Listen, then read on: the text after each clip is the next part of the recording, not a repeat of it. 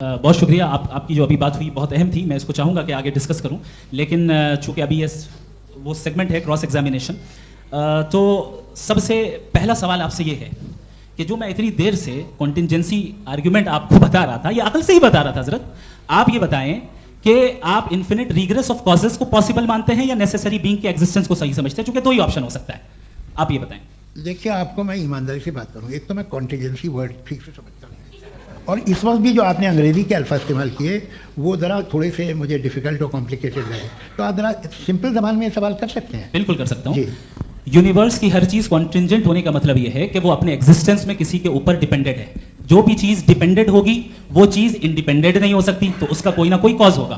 तो अब आप क्या समझते हैं कि ये इन्फिनिट रिग्रेस है, यानी कॉज पर कॉज, कॉज पर कॉज, कॉज पर कॉज, और कभी कोई यानी एंडलेसली चलता रहा? क्योंकि अगर ऐसा होगा तो हम तो एग्जिस्टेंस में आते ही नहीं, लॉजिकली ये मुत्तफक अलैह चीज़ है, मुत्तफक अलैह अग्रीड अपॉन। इस पे हमने एग्री किया था कि मुश्किल शब्द आएगा तो अर्थ बताना पड़ेगा। तो इन्फिनिट रिग्रेस तो पॉसिबल नहीं है, तो कहीं ना कहीं आपको रुकना पड़ेगा ऐसे नेसेसरी बीइंग पर। नहीं, कोई जरूरत नहीं रुकने की। किसने कहा आप रुकना पड़ेगा? आप रुकते हैं खुदा पे, आप नहीं रुकते। आप कहते हैं वो हमेशा से, जब उस वक्त से जब वक्त नहीं था। आप कहाँ रुकते हैं कि अब हुआ था वो? आप नहीं कहते। हम क्यों नहीं मान सकते कि यूनिवर्स जो है और बल्कि मल्टीवर्स जो है वो हमेशा से हैं, वो बनती है, बिगड़ती है। एक हमारे यहाँ एक चीज़ है ब्लैक होल, वो समेट लेता है वापस, फिर ब्लास्ट होता है, फिर फैल जाता है, और इसमें हमारी तो खैर कोई औकात ही नहीं है। इंसान की एक छोटे से जर्रे पे हम 50-60 साल की उम्र रखते हैं, जो करोड़ों अरबों साल की कायनात है उसमें, और पैदा भी नहायत ही बेहुदा वजह से हुए थे। तो इसमें ये सोचना कि इसकी वजूहात और ये क्यों है, ये डिपेंडेंट है, ये हम देख रहे हैं, क्या मालूम। आप सोचिए कि ये जो फैल रही है कायनात, ये कहाँ फैल रही है, ये कहाँ जा रही है, और ये फैल क्यों रही है? अरे बना ली थी तुमने, रुको भैया, काफ़ी है। ये फैल क्यों रही है?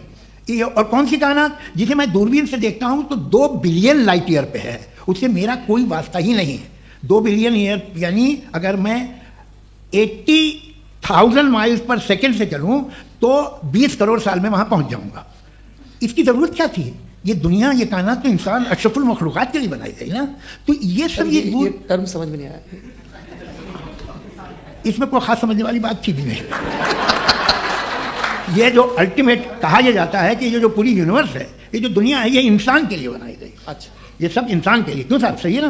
बिल्कुल, लेकिन इसका ये मतलब नहीं कि किसी चीज के पीछे रीजन आपको नहीं पता तो रीजन नहीं है, इसे कहते हैं नहीं, मुझे नहीं पता, लेकिन मेरी जिम्मेदारी नहीं है। वो बिल्कुल सही कहा था उसने, बर्टन रसल ने। आपने उसे मजाक में टाल दिया कि भाई आप एक दावा कर रहे हैं, मैं क्यों कहूँ कि ये गलत है दावा? आप प्रूफ कीजिए, मेरे पे जिम्मेदारी ही नहीं है, मैंने थोड़ी कहा है। आप प्रूफ कीजिए कि ये सही है। आप आर्गुमेंट ऑफ कंटिंजेंसी का जवाब नहीं दे रहे हैं। सवाल पूछना चाहेंगे?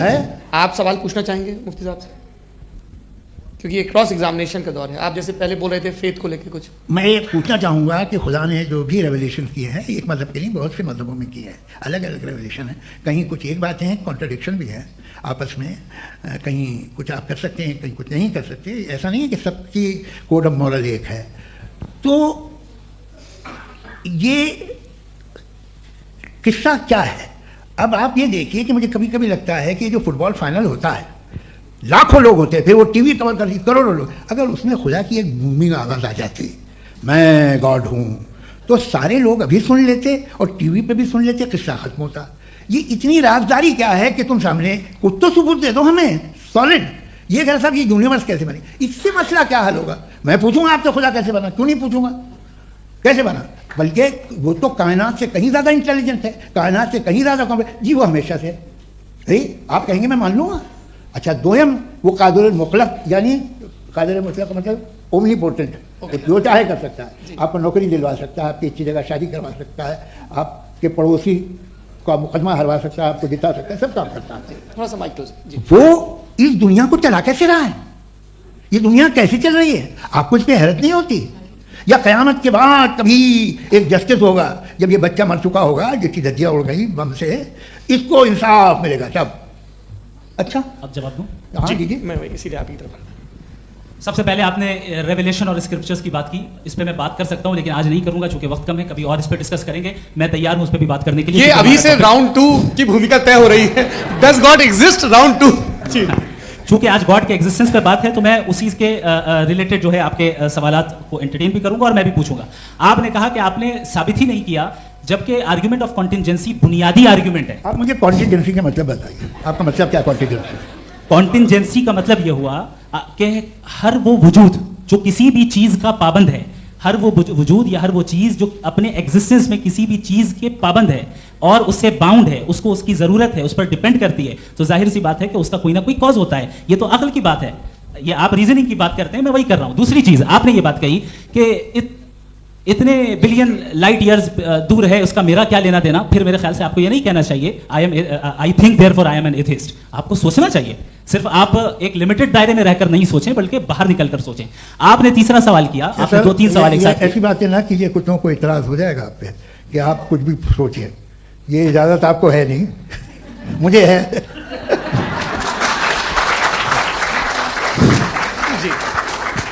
आपने प्रॉब्लम ऑफ इविल के ताल्लुक से सवाल किया और बार बार आप एक लफ्ज रिपीट कर रहे हैं कि ओमनीपोटेंट गॉड है, ऑल पावरफुल गॉड है।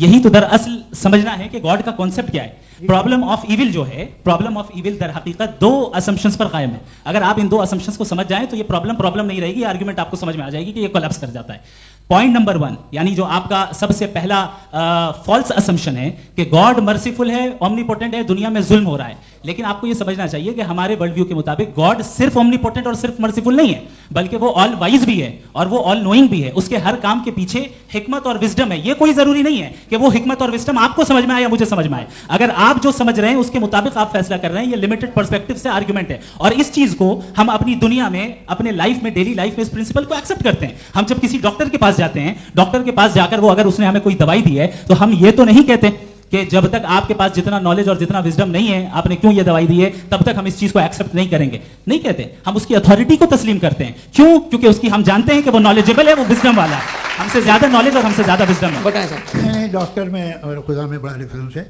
डॉक्टर पढ़ा लिखा होता है, एक तो मैं उसकी बात सुनूंगा, दो ये नहीं कुछ जवाब तो ये भी नहीं है। सर प्लीज, अगर सब ऑडियंस से बोलने लगेंगे तो फिर मतलब नहीं सिविलाइज्ड बहस का। मतलब आप ये कहें कि क्योंकि आप डॉक्टर पे बिलीव करते हैं इसलिए खुदा पे बिलीव किए, क्या ये मिसाल आपको समझाने के आर्गुमेंट है, इस पे आपको एतराज नहीं है। तो सिंपल बात ये है कि मैं अगर ये यकीन कर लूँ कि एक ओमनीपोटेंट उसकी मसलहत है, ये जो बच्चे मर रहे हैं ये मसलहत है उसकी, मुझे नहीं चाहिए इसकी मसलहत, उसकी मसलहत नहीं, यही तो समझना है, मतलब एक्सपीरियंस। अच्छा, इस आपने अभी मेरी बात पूरी सुनी नहीं। मैंने कहा आपका पूरा आर्ग्यूमेंट 2 फॉल्स असम्पशंस पर है। एक फॉल्स असम्पशन मैंने बता दिया, दूसरा फॉल्स असम्पशन यह है कि इस दुनिया में इविल के होने का कोई गुड रीजन नहीं है, जबकि हमारे पास बाज रीजंस मौजूद हैं, हमारे पास बाज वजूहात मौजूद हैं। अगर इस दुनिया में इविल ना हो तो आप गुड को डिफाइन कैसे करेंगे? अगर जुल्म ना हो आप इंसाफ को समझेंगे कैसे? अगर तारीकी ना हो तो आप लाइट को समझेंगे कैसे? बहुत अच्छे, अभी और सुन लें, अभी और बाकी है। ये तो बात बहुत पसंद आई साहब मुझे कि जब तक रेप ना हो तब तक औरतों की इज्जत का ख्याल आपने मेरा जवाब पूरा सुना ही नहीं। जब तक के बच्चों का कत्ल ना किया जाए तब तक आपको बच्चों की मासूमियत की इज्जत। आपने पूरा जवाब सुना ही नहीं। क्या बात है, क्या आपने नुक्ता निकाला? आपने पूरा जवाब सुना ही नहीं। आप सुन लें, मेरी बात सुन लें। ये मैंने आपको एक चीज बताई। दूसरी चीज, इस दुनिया में हम आए हैं टेस्ट के लिए, हमारा टेस्ट हो रहा है और हर इंसान का अलग अलग अंदाज में टेस्ट होता है। और इस दुनिया में अगर इविल मौजूद है तो वो इविल जरिया है हमारे अंदर ह्यूमन नोबल क्वालिटीज को डेवलप करने का और अलग अलग फील्ड में प्रोग्रेस करने का। और अगर हमारे अंदर और इस दुनिया में इविल नहीं होता तो बताइए टेस्ट का मतलब क्या होता? अगर मैं अपने स्टूडेंट को एमसीक्यूज दूं और उसमें सिर्फ राइट आंसर लिख कर दे दूं और कहूं तुम्हारा टेस्ट हो गया, ये मीनिंगलेस है। इस दुनिया में अगर हम टेस्ट के लिए आए हैं तो जाहिर है गुड एंड इविल दोनों मौजूद है। तो अगर गुड एंड इविल दोनों मौजूद है तो ये इविल भी खुदा का बनाया हुआ है? जी हाँ, खुदा का बनाया हुआ है। लेकिन अच्छा, चलो अच्छी बात। जी बिल्कुल, तो बिल्कुल मतलब खुदा ने बनाया। अभी तो ये है कि जो मेजॉरिटी है दुनिया में वो इविल है, तो ये खुदा एक्चुअली इविल के साइड पे लग रहा है मुझे। बिल्कुल भी मैं बता मेजॉरिटी में तो वो है। क्या बात कर रहे हैं भाई आप? कोई भी जो मुंसिफ होगा, चाहे आपका अपना घर हो जिसके आप सबसे बड़े हैं, चाहे आपकी ऑर्गेनाइजेशन हो जो आप चलाते हैं, वहां पर आप इविल रखेंगे साबित करने को कि बाकी लोग शरीफ हैं। मेरी बात सुनिए, क्या ये आर्गुमेंट ही गलत है? अगर कि जब तक के कोई इविल नहीं होगा तब तक के शरीफ आदमी शरीफ नहीं लगेगा। अगर एग्जामिनर गलत ऑप्शन दे रहा है तो एग्जामिनर इविल नहीं हो गया, जो गलत ऑप्शन को सेलेक्ट कर रहा है वो फेल होगा। क्रिएटर ने इविल को बनाया है लेकिन वो इविल नहीं है। अच्छा सुनिए मेरी बात, let me complete sir.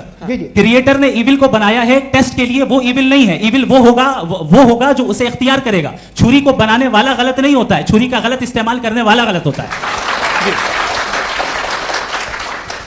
Rape को कैसे गलत इस्तेमाल करते हैं? रेप इंसान के फ्री विल का नतीजा है।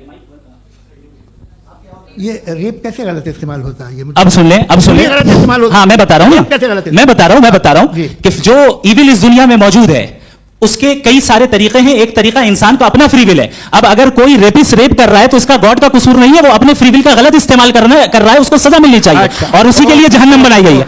ये फ्री विल का भी बड़ा चक्कर है। आप जब कोई बुरा काम करते हैं या कोई बुराई होती है तो ये कहा जाता है कि ये फ्री विल है। 7 billion free wills are moving on this planet. 7 billion free will. और एक आदमी अपनी फ्री विल से मुझे कत्ल कर दे तो मैं खुदा की मर्जी से मारा हूँ कि इसकी फ्री विल की वजह से? मेरी मौत खुदा के हाथ है या ये फ्री विल वाले के हाथ है? खुदा ने फ्री विल का निजाम बनाया है और उस निजाम का गलत इस्तेमाल करके कोई आपको मार रहा है, इस्तेमाल करके मेरा कत्ल कर देता है। अब मेरी मौत का जिम्मेदार कौन है? वो इंसान जिम्मेदार है। वो इंसान। जी। ये कहना कि और उसको सजा मिलेगी। तो अब आप आगे चलिए कि ये तय करना कि अल्लाह ही या अल्लाह ने खुदा ही जिंदगी देता है और खुदा ही मौत देता है, ये गलत है। बिल्कुल गलत नहीं है। हाँ, नहीं, निजाम उसी ने बनाया फ्री विल का। निजाम मौत और हयात का उसी ने बनाया। You are contradicting yourself. अभी आपने कहा कि एक आदमी ने फ्री विल से आपको मार दिया, इसमें उसे फ्री विल दी गई थी, उसने गलत इस्तेमाल किया। 7 billion free wills are moving on this planet और आप चाह रहे हैं कि मैं सिर्फ खुदा का ध्यान करूं। ये 7 बिलियन फ्री विल्स को मुझे लुक आफ्टर करना पड़ेगा कि नहीं? ये तो तबाहियां कर रही हैं और तबाहियां ज़्यादा हो रही हैं। बिल्कुल। तो अगर आप बताएं अगर खुदा नहीं है फॉर एग्जाम्पल, तो आप इविल को कैसे डिसाइड करेंगे? यानी how can you define evil objectively without God? देखिए, दुनिया में 2 तरह के जानवर हैं। एक जो अकेले रहते हैं जंगल में और एक जो ग्रुप्स में रहते हैं। ग्रुप में जो भी रहेगा, चाहे वो आपका फाउंडेशन हो, चाहे कोई क्लब हो, चाहे कोई पॉलिटिकल पार्टी हो, चाहे कोई यूनिट हो, उसमें आपको इंटरैक्ट करने के रूल बनाने पड़ेंगे। यानी लोग तय करेंगे।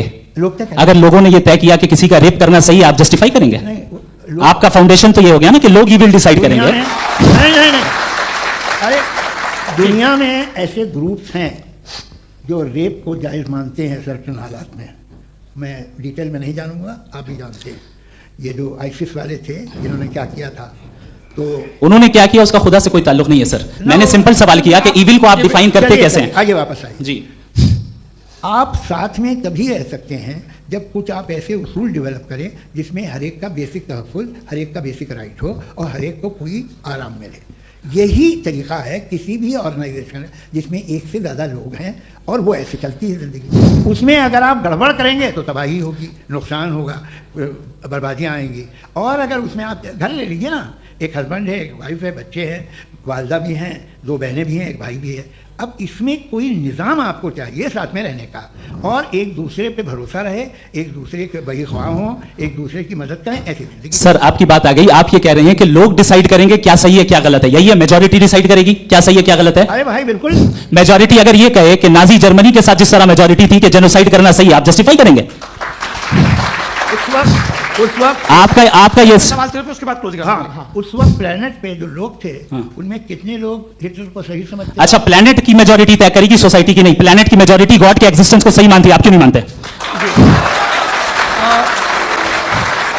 ये हेलो ये क्रॉस क्वेश्चन का राउंड यहाँ पर समाप्त होता है और ये बड़ा अच्छा है कि इस तरह से फ्रेगमेंट कर दिया गया है ताकि जो मरकरी ऊपर जा रहा है जवाब दे दूं। जी। प्लेनेट की ज़्यादातर मेजॉरिटी कुछ दूसरे मजहबों के खुदा को मानती है। आप उन्हें क्यों नहीं, आप तो मेजॉरिटी की बात कर रहे हैं। अच्छा, ये closing majority आप ये कह रहे हैं इविल और गुड को डिसाइड मेजॉरिटी करेगी। मेजॉरिटी जो कर देगा सही हो जाएगा। इसको जैसा आप ही लोगों ने तय किया है उसी फॉर्मेट को फॉलो कर लेते हैं। भाई मैंने तो भले लोगों पे एतबार किया और तब मॉडरेशन तय किया। जी, आपके पास 5 मिनट का वक्त है, क्लोजिंग आर्ग्यूमेंट है, उसके बाद हम ऑडियंस से क्वेश्चन आंसर लेंगे जावेद साहब के क्लोजिंग आर्ग्यूमेंट के बाद। ओके, बहुत शुक्रिया जी। हमारा जो टॉपिक है डज गॉड एग्जिस्ट, मैं इस पे इतनी एकेडमिक तैयारी करके आया था। मुझे था कि मैंने सोचा था कि कई सारे मैं आर्ग्यूमेंट्स दूंगा, लेकिन वक्त की भी किल्लत और जावेद साहब बार बार इधर उधर चले जा रहे थे तो उसको भी थोड़ा एंटरटेन करना पड़ गया। डज गॉड एग्जिस्ट पे मैं एक ही आर्ग्यूमेंट दे पाया। आर्ग्यूमेंट्स बहुत हैं और डेफिनेटिव आर्ग्यूमेंट्स हैं और मेरे आर्ग्यूमेंट को किसी एक राउंड में भी इन्होंने एंटरटेन नहीं किया और रेफ्यूट नहीं किया। एक राउंड में भी नहीं, एक राउंड में भी नहीं। और ना ही अभी आपका क्लोजिंग आर्ग्यूमेंट आएगा, नहीं वो बता देना। Argument of contingency sir. अरे मैं आपसे कई बार कह चुका हूं कंटीजेंसी का मतलब अब मैं कैसे समझाऊं आपको? आपस में हाँ, आप और कितने आसानी से समझाऊं मैं, मुझे तो नहीं समझ में आ रहा है। आप अपनी आर्ग्यूमेंट ऑफ कंटीजेंसी उर्दू में बोल सकते हैं। हाँ, आप अपनी बात पूरी कर लें जी, आखिरी 4 मिनट। दूसरी चीज, just a minute please ma'am, can I talk? दूसरी चीज ये है कि आपने एक तो इसका जवाब नहीं दिया, दूसरा आपने गॉड के ना होने पर कोई डेफिनेटिव आर्गुमेंट नहीं दिया, सिर्फ मजहब पे बात कर रहे हैं आप। मजहब तो आज हमारा टॉपिक ही नहीं था, आज तो हमारा टॉपिक हो आप मजहब से ले लेकर आईएस तक चले गए। भाई हमारा क्या ताल्लुक है उससे, वी कंडेम देम। और उसका गॉड से क्या ताल्लुक है? अगर कोई गलत काम कर रहा है, किसी ने किसी को कत्ल किया, किसी ने किसी का रेप किया, उसको सजा मिलनी चाहिए। और आपके पास कोई भी rational strong foundation of morality नहीं है। आपने कहा कि मेजॉरिटी तय करेगी सोसाइटी की, वो सही होगा। मैंने कहा हिटलर को, फिर आप सही कहेंगे नहीं नहीं नहीं नहीं, प्लैनेट की सोसाइटी की मेजॉरिटी तय करेगी। तो प्लैनेट की मेजॉरिटी गॉड की एग्जिस्टेंस को मानती है, आप क्या नहीं रिलीजियस है? तो यानी आपके पास कोई स्ट्रॉन्ग फाउंडेशन नहीं है ऑब्जेक्टिव मोरालिटी का। ऑब्जेक्टिव मोरालिटी का अगर कोई फाउंडेशन है तो वो सिर्फ गॉड है, गॉड है, गॉड है। थैंक यू जी। ये मुफ्ती शमाइल नदवी साहब का क्लोजिंग आर्ग्यूमेंट था। अब हमारे पास जी ये बड़ा अच्छा है कि दोनों लोगों को मॉडरेटर से शिकायत भी और बोल रहे भाई हमारी शाबाशी भी तो करते चलो। अब मेरी बात जी, आपके पास जावेद अख्तर साहब 5 मिनट का वक्त है, ये आपका क्लोजिंग आर्ग्यूमेंट है, टाइम रीसेट कर दें जी। देखिए, बहुत सारी बातें हैं। गॉड का डेफिनेशन दुनिया के किसी भी रिलीजन में है कि वो ओमनीपोटेंट है, ओमनीप्रेजेंट है, he is just, he is kind, he loves you and so on. मैं जब दुनिया देखता हूँ तो मुझे कोई ऐसा सुप्रीम पावर यहाँ दिखाई नहीं देती है जो इंसान की बहबूदी के लिए कुछ कर रही हो, कमज़ोर को बचा रही हो, मदद कर रही हो, जालिम को पीछे हटा रही हो। मैं नहीं देखा, तारीख़ में नहीं। एक तो अगर है और ये देख रहा है तमाशा, तो उसका होना न होना बराबर है। दोयम ये कि ये जो है, जब आप ये कहते हैं कि कायनात जिसकी कंटीजेंसी है, मैं देखिए वो लफ्ज़ इस्तेमाल किया मैं, तो ये कैसे हो सकती है भाई? और फौरन आप सरेंडर कर देते हैं कि जाहिर है कि इसका बनाने वाला तो इससे 10,000 गुना था तो कॉम्प्लिकेटेड होगा। उस पर आपके होने पे कोई इतराज़ नहीं है, उसे वो टाइमलेस है, वो पहले से था, टाइम तो बहुत बाद में आया। ये सब आप मानने को तैयार है जिसका आपके पास कोई सबूत नहीं, आपके पास कोई रीज़न नहीं। आपकी तारीफ क्या है मजहबों की? बिलीफ की, जो खुदाओं का बिलीफ है, ये कॉन्स्टेंटली गलत साबित होता रहा है। मतलब आप कहें कि अरिस्टोटल के ज़माने में तो सब जाहिल थे, वो भी इतने ही यकीन से खुदा पे यकीन रखते थे, जो अब नहीं रहा, ये भी नहीं रहेगा। आप लिख लीजिए, और इसके आसार आपको दुनिया में दिखाई देना शुरू हो चुके हैं। ये बहस क्या आज से 100 साल पहले इस तरह हो सकती थी? यहाँ तक तो आपको हम ले आए हैं। तो सर अरे इनको मदद की ज़रूरत नहीं भाई, ये सेल्फ सफिशिएंट आदमी, आप क्यों इनकी मदद कर रहे हैं? Sir please. तो ये जो है तमाम बातें अपनी जगह हैं। ये एक पैकेज है। आप अकेले, कोई आदमी ऐसा नहीं जो सिर्फ गॉड को मानता हो, उसके साथ बहुत पैराफर्नेलिया आता है, अलग अलग पैराफर्नेलिया आते हैं। They are only, they have always created chaos in the society. मैं तो आपको सीधा ऑफर देता हूँ कि दुनिया में 10 इंपॉर्टेंट बिलीव्स हैं। आप एक मानते हैं, 9 नहीं मानते, 9 में आप एथीस्ट हैं, 9 को आप बिल्कुल रीजनेबली मेरी तरह देखते हैं। तो 90 मजहबी आदमी भी 90% एथीस्ट है, वो दूसरे खुदा नहीं मानता, एक खुदा मानता है अपना वाला, बाकियों को कहता है गलत है। अगर आप मानना ही बंद कर दें तो आपका 10% चांस है कि आप सही हैं और 90% चांस है कि आप गलत हैं। मेरा मशवरा है, आप मानना छोड़ दिए तो 50% चांस होगा कि आप सही हैं और 50% चांस होगा, 40% आप गेन करेंगे बाय बिकमिंग एन एथीस्ट। ये एक फरसूदा ख्याल है, ये ख़त्म हो रहा है। हो सकता है मेरी ज़िंदगी में ना हो, लेकिन ये हो जाएगा। जो बातें ये इनको आप मेटाफिजिकल, ये वो ऐसे रिस्पेक्टेबल टर्म दे दिए, ये तो उन लोगों के हैं जिन्हें ना फिजिक्स मालूम थी ना मेटा मालूम था, ये उन्होंने आपको दिए हैं।